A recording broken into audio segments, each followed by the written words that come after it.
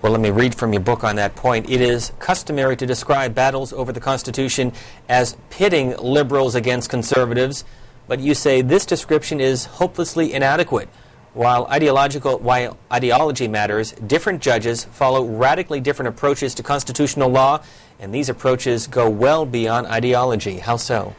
Let me explain the division among conservative legal thinkers. Some conservative legal thinkers, like Justice Scalia and Justice Thomas, think that the Constitution means what it originally meant. That means we should understand the document by going into a kind of time machine and capturing the public understanding of the public that ratified the document a century or more than a century ago. So that is a very distinctive approach. It would involve quite radical changes in our existing constitutional understandings, and Justice Thomas is entirely clear on that. He's voted to overrule the Supreme Court's own precedents over 20 times.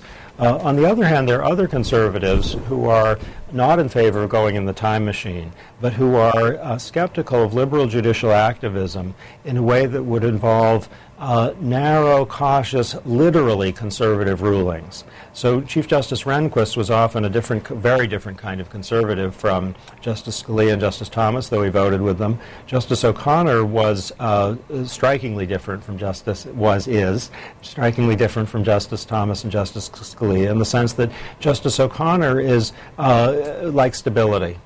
And she doesn't like, she likes nudges, she doesn't like earthquakes. And when Justice Scalia and Justice Thomas ask for large-scale movements in the law, especially when they ask for attacks on what the Democratic branches did in the interest of recovering the original understanding, Justice O'Connor was not with them. So this is a big split between literal conservatives and those who believe that the Constitution's best interpretation is very dramatically different from what we now have.